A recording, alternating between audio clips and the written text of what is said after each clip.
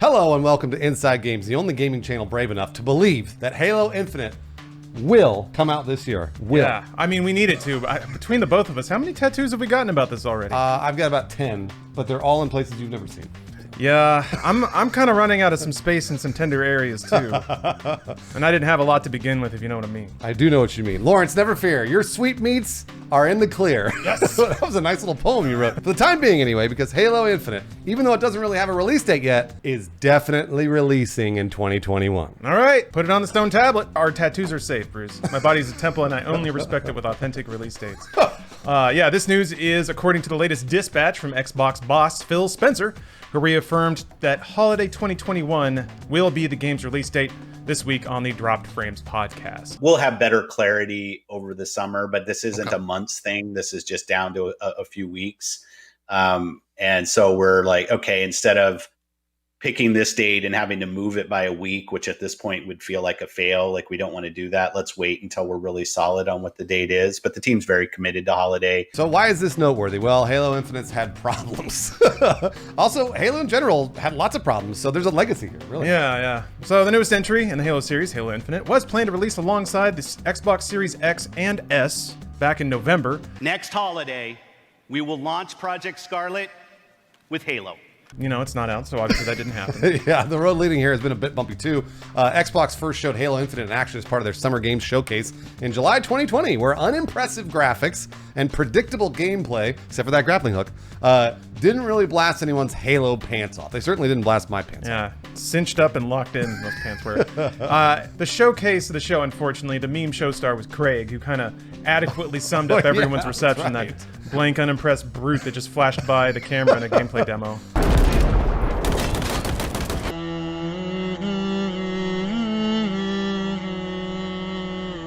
343 acknowledged people's main concerns via the Halo Waypoint blog, defending their choice of artistic direction. Basically, they were like, we're rolling it back to Halo 1, so that means cleaner lines and simpler shapes. But also acknowledging that technically the game could still improve. Sure. A few weeks later, 343 announced they were shifting Halo Infinite's release to 2021 to, quote, ensure the team has adequate time to deliver a Halo game experience that meets our vision. Xbox boss Phil Spencer also appeared on Gary Whitta's Animal Crossing talk show, Animal Talking. I remember that. A few days after to discuss the delay, which we really only bring up just to remind everyone how buck wild and insane 2020 was. Yeah, there was. Why were we doing that? There was a talk show on Animal Crossing, Yeah, and it was cool. It was. We're making the right decision in the long run for both Xbox and Halo and our customers. So, Master Chief just kind of went back on ice after that, until a few weeks ago when Xbox showed updates for both Infinite's campaign and multiplayer during their E3 showcase. Yeah, I was super excited about it. And I mean, like the last time I thought it was cool too, but this one definitely looked better and it went over better too. A lot of people liked it. We got a new adorably insecure hologram girlfriend. People cried over Cortana. It was beautiful. Multiplayer is free to play, which is amazing. So that's when the game comes out. We're going to get all that stuff. It's going to be great. Yeah, well, cool. Yeah. Wait a minute. You didn't say when it's coming out. You're right. I didn't say that because nobody told me. Oh, yeah. So when is Halo Infinite coming out? Well, if we add Phil Spencer's comments into the mix, I'll do the math here. Then Halo Infinite will launch sometime this fall. Okay, good. In a 3 to 4 week range that'll shift around based on other launches. Got it? Yeah, I mean fall. Right. Okay, this year. I mean, that's an interesting thing he put in there, that it could still shift around based on, quote, other game timing. What does that mean? Xbox themselves don't have any titles on deck that would conflict or overlap with Halo Infinite. At least from our perspective, the only first-person shooter confirmed for the service this year is Back 4 Blood, which launches October 12th. So. Yeah, they do already have a big release slated for this November, Forza Horizon 5. Gotcha. So it's possible they want Horizon 5 to have a few weeks as, the top shiny gem for Game Pass while dancing around a couple of other shooters. Activision's next Call of Duty, which weirdly hasn't even been announced yet. It is really weird, yeah. I guess usually they show it during NBA Finals, but they definitely show it at E3, so that came and went. Anyway. And the other one this year is Electronic Arts' Battlefield 2042. Of course. Which launches October 22nd. Yeah, and of course that's still if the game manages to hit in the fall. So we're not trying to question the sincerity of Phil Spencer or anything. I love Phil Spencer. He's one of my favorite game executives ever of all time. Been a straight shooter. Yeah. For sure. Yeah. It's just that, as we mentioned before, Halo has a legacy of delays, and Halo Infinite, in particular, has churned some development talent until now. Yeah, Halo 5 director and Infinite's first game director, Tim Longo, left the studio in August 2019, putting Mary Olson in charge of the campaign and seating Chris Lee into the director's chair. Both Mary and Chris left 343 in the next 2 years after that. Yeah, Olson departed the studio for Midwinter Entertainment in October 2019, with 343's community manager John Junshek? That sounds about right. Ooh, Yeah. Junchek, we'll say that. Stating that it was not due to any creative reasons, so that's good. Okay, Chris Lee left the next October after Halo Infinite was delayed into 2021. Again, no particular reason due to his departure, but he did state he was, quote, confident 343 will deliver a great game, and now is a good time for me to step away right before the game's release. When you're the most confident, yeah.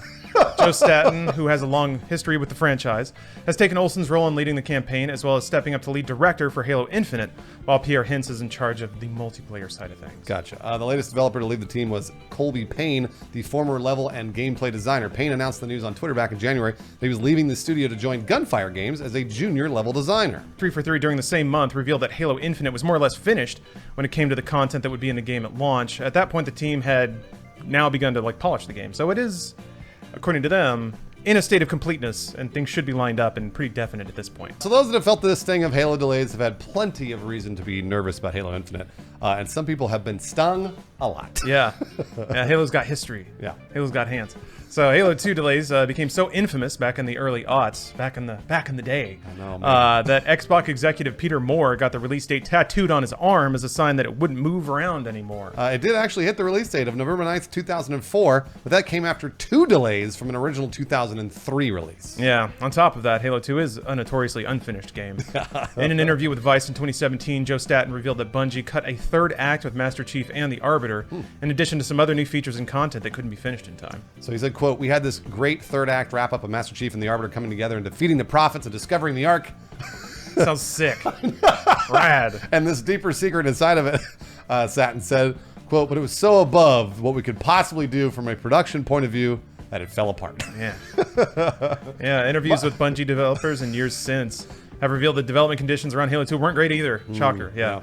In an interview with Vice, lead designer Paul Bertone shared, quote, a lot of people sacrifice themselves in ways you should never have to for your job. Xbox also announced a delay of Halo 3 in 2006 around the time of the Xbox 360 launch. The game didn't previously have a release date at that point, though the timing of the announcement implied they'd wanted it to launch with the system. Of course. Of course. Luckily, we got Perfect Dark Zero. Sure. And that was good enough, right?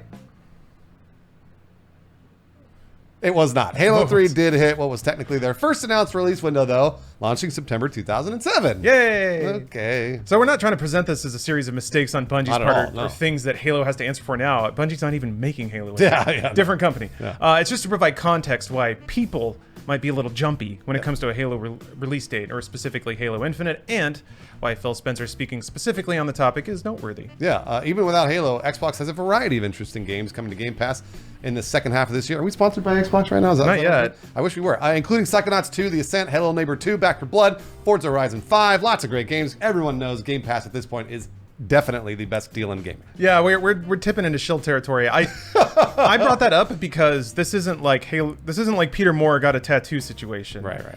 I pray to God it's still not that kind of thing that made the devs of Halo 2 go through what they had to go to. So if something happens and it has to slip, I'm just like, Xbox has many other titles they're launching already, so I don't think it would be the end of the brand, and I don't think anyone's going to lose toes over it. No. But if they do launch it this year, then you got Forza Horizon and Halo Infinite All on Game Pass. all on Game Pass in one holiday package. And I mean, if you want to pitch it against Sony, they don't have a huge release yet for this fall. Oh, you're right. But they have plenty of opportunities to do another state of play, announce something huge. Who knows? I would not be surprised if this game gets delayed again. I would not be surprised at all. I'm actually kind of not encouraged by the fact that Phil Spencer told us, hey, I don't know yet, 3 to 4 weeks maybe. That does not bode well. And that's okay, by the way, because that probably means hopefully they're not working their developers to the bone. Maybe they're not crunching them as much as they could be if they wanted to deliver a holiday release. So I'm all right with that. I am too. But I mean, if he says it's going to be holiday, I believe that. I think the window Okay. is more about All right. logistical factors than it is the completeness of the game. I hope so. You got to align marketing, you got to align PR, you got to make sure you're not stepping on anyone else. Like when you're in his position, you probably fully have to consider that if you stomp over Forza Horizon 5 with Halo Infinite, they're going to get pissed off. That's correct, And then yes. that becomes a morale problem. Yeah. So you're like, okay, we said this Christmas would belong to Forza Horizon 5. How do we release Halo Infinite as well and not make it seem like we're shoveling them under a bunch of Master Chief dirt or something like that? So Lawrence, I've also got another thing that I was thinking about the other day. Maybe, just maybe, and this is weird, but humor me. Maybe they release the free-to-play multiplayer before they release the campaign. Maybe because I would imagine they've been polishing that for a very long time. Maybe they just drop that on us and go bang, play this, and then the campaign comes later. Again, just sort of thinking out of the box, trying to think of other scenarios that could possibly happen. that feels like it could happen. I don't think they're gonna do that. I don't think they're going to do it. I don't think they want to. That's a really cool idea, though. But imagine that they're like, we told you we'd give you a Halo product in 2021. The campaign's not done. However, free-to-play multiplayer. I don't know. Hey, how about you? Are you excited for Halo Infinite that might come out in 2021? It probably won't. It's a new Cortana. How is this going to stand out against Battlefield 2042? Huh? She's not thick though this time. No, they're not going to do that. Of course not. Why not, man? That's like Little Bunny, dude. Cortana got stacked. She was sloppy in Halo 4. Damn. They're not going to do that again. Not in 2021. How long is it going to take, do you think, for AI, like, depictions of AI women to wrap back around to where it was? Pendulum swing to come back? Yeah. I'm going to say 7 years. I want my juicy Oedipus complex know. mommy AI to... God, so much about Halo is like a 14-year-old's wet dream. It's amazing.